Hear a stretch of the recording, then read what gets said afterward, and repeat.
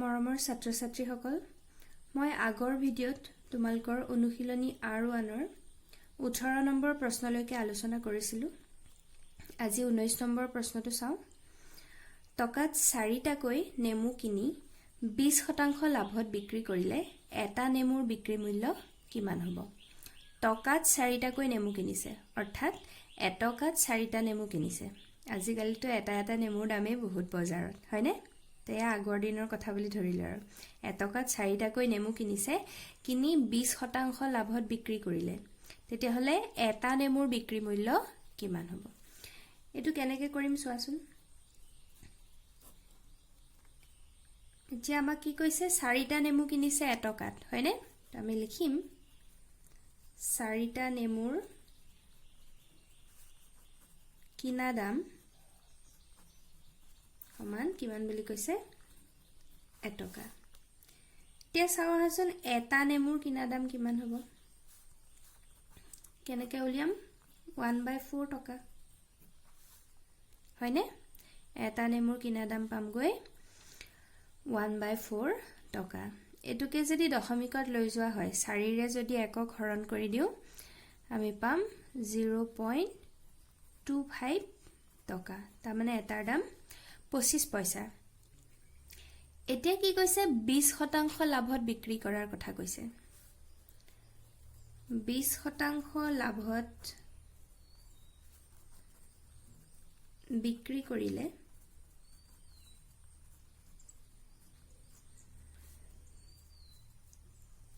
এতিয়া 100 টকা কিনা দাম যদি হয়, তেতিয়াহ'লে বেচা দাম কিমান হ'বগৈ? 20 টকা। মই ঐকিক নিয়মতে কৰাই দিছোঁ তোমালোকৰ অংকটো। 20% লাভত বিক্ৰী কৰিলে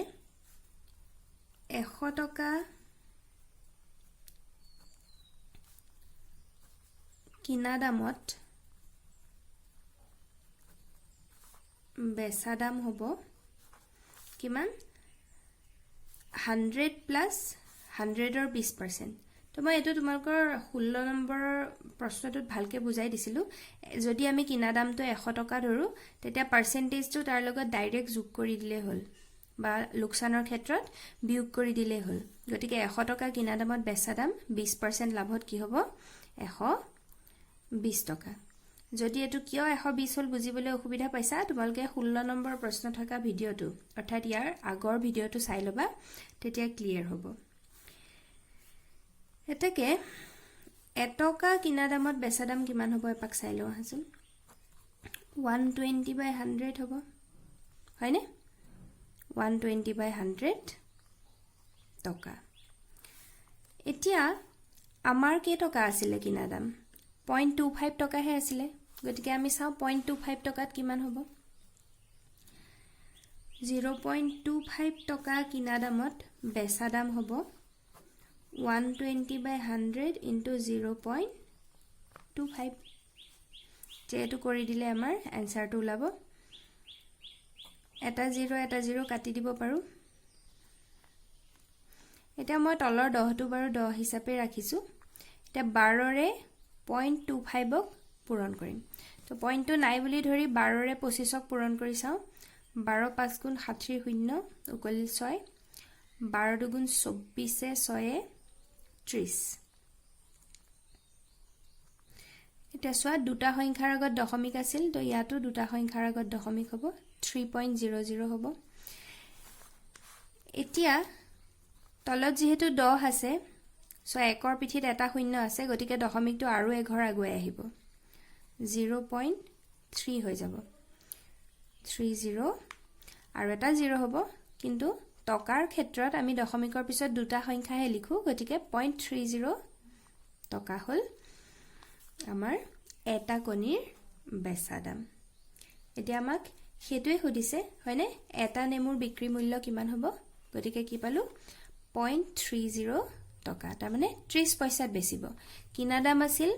0.25, তাৰমানে 25 পইচাত কিনিছিল এটা কণী, কিন্তু বেচা দাম পালোগৈ 30 পইচা, অৰ্থাৎ 0.30 টকা।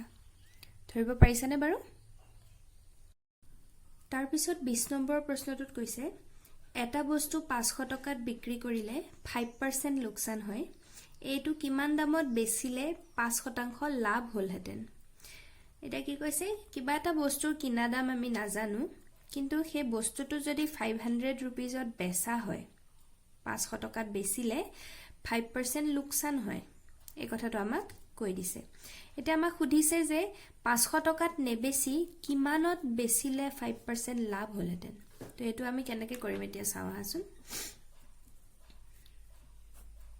এতিয়া আমি কিনা দামটো নাজানো অকল বেচা দামহে দিছে 500 গতিকে কিনা দামটো আমি প্ৰথম উলিয়াই ল'ব লাগিব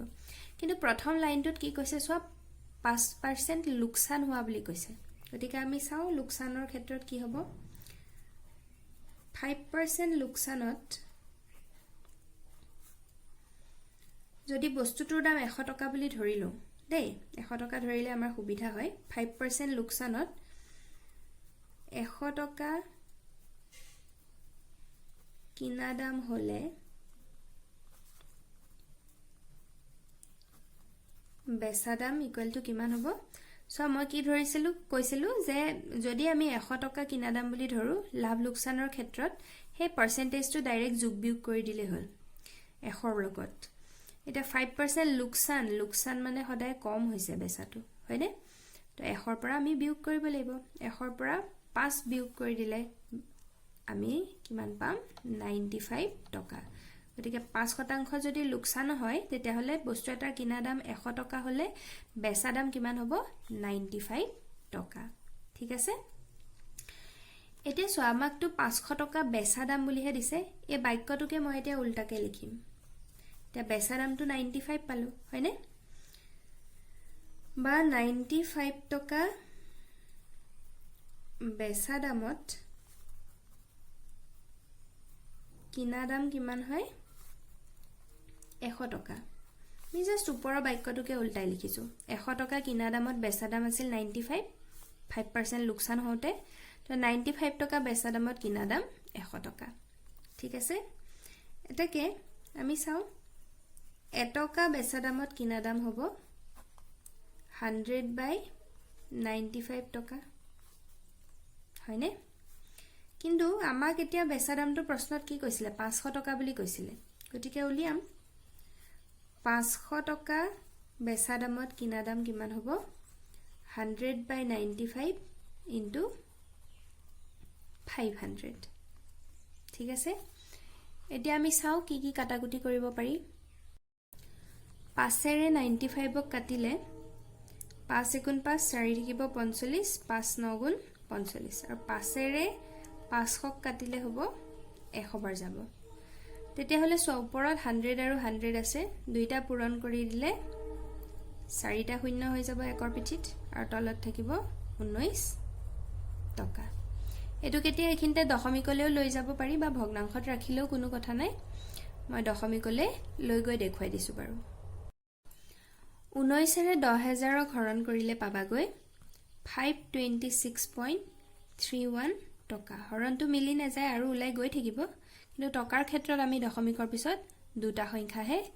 লিখো এতিয়া এখিনলৈকে আমি কি গম পালো বস্তুটো যে 500 টকাত বেচুতে লোকসান হৈছিলে হে বস্তুটোৰ আসলতে কিনা দাম কিমান আছিল 526 টকা 31 পইচা 526.31 টকা এটা নেক্সট আমাক প্ৰশ্নটোত কি সুধিছে এইটো কিমান দামত বেচিলে 5% লাভ হ'ব তো 5% লাভ হ'বলে হলে এতিয়াতো আমি কিনা দামটো গম পাই গলো হেতু কিমানত বেচিব লাগিব তাৰ মানে বেচা দামটো আমি উলিয়াব লাগিব আমি লিখিম এতিয়া 5% লাভ হ'বলৈ আকৌ আমি 100 টকা বুলি প্ৰথম ধৰিলো 100 টকা কিনা দামত বেচা দাম এবাৰ যেহেতু লাভ কৈছে তো যোগ হ'ব কিমান হ'ব 105 টকা ঠিক আছে এটো বুজিছা নিশ্চয় এটাকে 1 টকা কিনা দামত বেচা দাম হ'ব 105/100 টকা এটো লিখিয়ে দিছো বাৰু এটাকে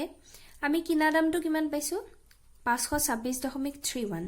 দশমিকত থাকাতকে আমি ভগ্নাংশৰ ৰূপটো ললে আমাৰ সুবিধা হ'ব গতিকে মই ভগ্নাংশটো ধৰিছো 10000/19 একেটাই দুইটা সমান তো 10,000 বাই 19 টকা কিনা দামত বেচা দাম হ'ব 105 বাই 100 ইয়াক আমি 10,000 বাই 19 এৰে পূৰণ কৰি দিব লাগিব এতিয়া আমি চাম কি কি কাটাকুটি যায় দুটা শূন্য আৰু এফালে দুটা শূন্য কাটি যাব এতিয়া ওপৰত 105 আৰু 100 যদি পূৰণ কৰি দিয়া হয় 105ৰ পিছফালে দুটা শূন্য লাগি যাব আৰু ডিভাইডেড বাই 19 এতিয়া আমি ইয়াক হৰণ কৰি চাও কিমান ওলাই এতিয়া 19 ৰে এটো হৰণ কৰিলে আমাৰ এনসাৰটো ওলাবগৈ 552.63 মই হৰণটো কৰি দেখুৱাই দিয়া নাই তোমালোকে হৰণটো কৰি চাই লবা তো আমাৰ কি কৈছিলে যে 5% লাভত বেচা দাম কিমান হ'ব যেটো আমি পালুগৈ 552.63 টকা এবাৰ R1 অনুশীলনীৰ লাষ্ট প্ৰশ্ন ইয়াত কৈছে গ্ৰাহকক আকৰ্ষণ কৰিবলৈ এজন ব্যৱসায়ীয়ে এটা চাৰ্টৰ দামত ক্ৰমে 10% 10% আৰু 5% ৰেহাই দিয়ে তিনিওটাৰ সমতুল ৰেহাই কি হ'ব এতিয়া পূজাৰ সিজনত বিশেষকে দোকান বিলাকত এনেকে সাইন বোৰ্ড লগাই থৈ দিয়ে ৰেহাই 10% 10% 20% এনেকে হয়নে তো এতিয়া এই দোকানীজনেও চাৰ্টৰ ওপৰত ক্ৰমে 10% 10% আৰু 5% তিনিবাৰ ৰেহাই দিছে এই তিনিওটাৰ সমতুল্য ৰেহাই মাননো কি হ'ব আমি উলিয়াব লাগে ইয়াৰ এটা শৰ্টকাট ফৰ্মুলাও আছে হেতু মই পিছত শিকাম প্ৰথমতে আমি চাও কি ধৰণে ঐকিক নিয়মত কৰিব পাৰি এটা আমি যেহেতু চাৰ্টৰ বেচা দামটো নাজানো চাৰ্টৰ দামটো কিমান নাজানো গতিকে আমি 100 টকা বুলি ধৰিলো ধৰু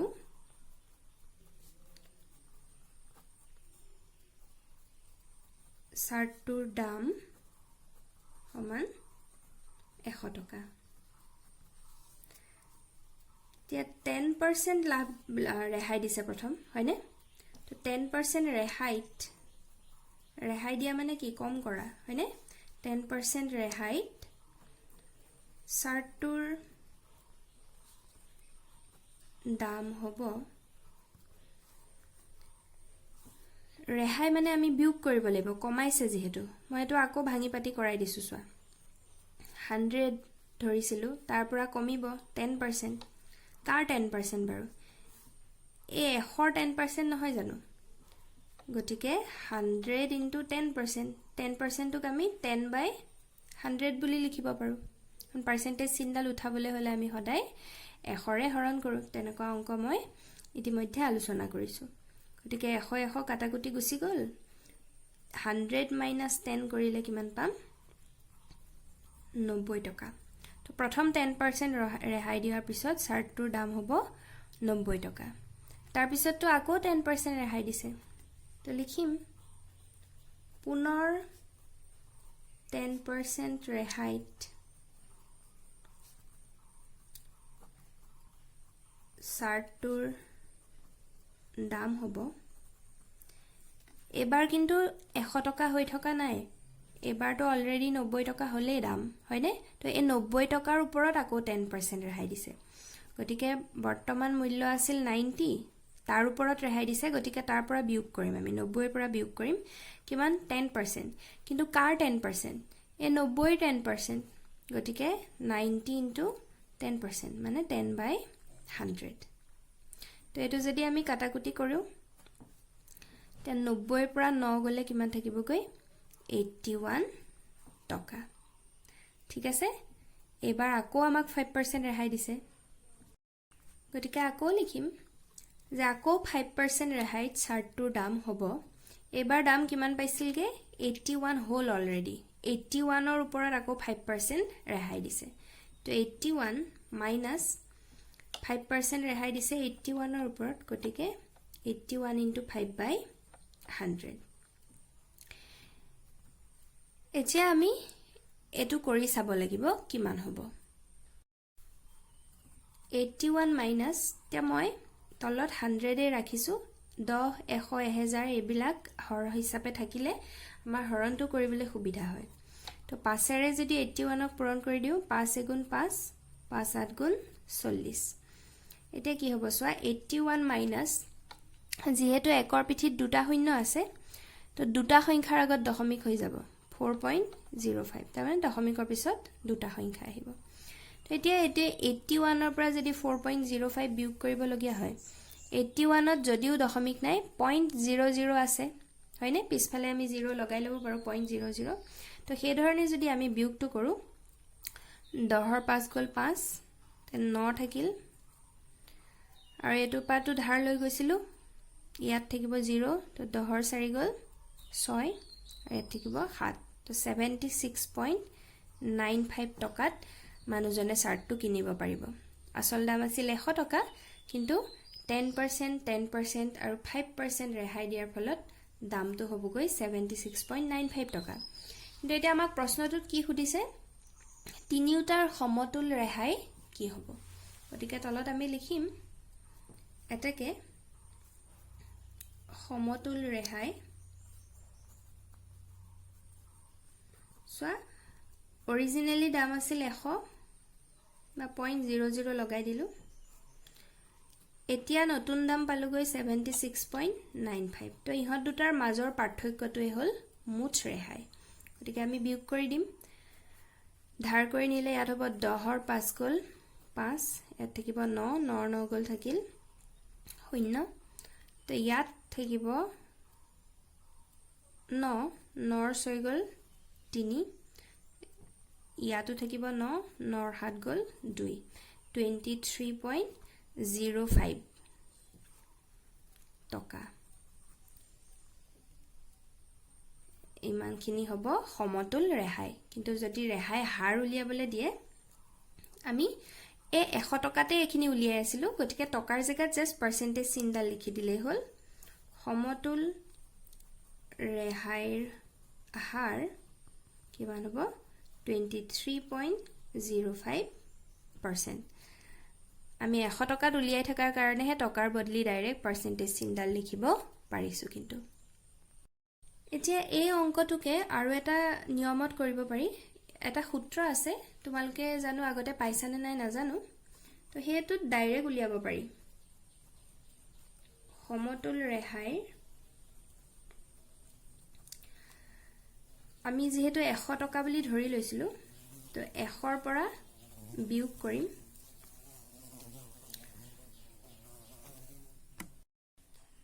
আমি ৰেহাইটো কাৰ ওপৰত লৈছো 100 টকাৰ ওপৰত গতিকে 100 মাইনাস 100 কাৰণ 100 ৰ ওপৰতে ৰেহাই হৈছে ইনটু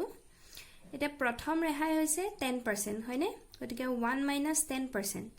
10% লিখিব পাৰো 10/100 বুলি ইনটু নেক্সট আকো 10% ৰেহাই হৈছে গতিকে 1 মাইনাস 10/100 আৰু লাষ্টত আৰু এটা 5% ৰেহাই দিছে নহয় গতিকে 1 মাইনাস 5/100 এটো কৰি দিলে আমাৰ ডাইৰেক্ট ৰেহাই পাৰ্সেন্টেজটো ওলাই যাব 100 মাইনাস 100 ইনটু এটো যদি লসাগু লও লসাগু 100 এ হ'ব তো ওপৰত 100 মাইনাস 10 আহিব 90 পাম ইনটু এটো একে লসাগু 100 তো 100 মাইনাস 10 কৰিলে 90 এটো লসাগু 100 এ আহিব এবাৰ 100 মাইনাস 5 হলে কিমান হ'ব 95 এতিয়া সোয়া এটো 100 এটো 100 কাটি দিব পাৰো এই শূন্য কিটা আমি কাটিব পাৰো তো 100 মাইনাস এতিয়া সোয়া ইয়াত তলত এটা 100 এ বাকি আছে ওপৰত 9 9 আৰু 95 একেটা পূৰণ কৰি দিব লাগিব 9 9 গুণ 81 আৰু ইনটু 95 100 মাইনাস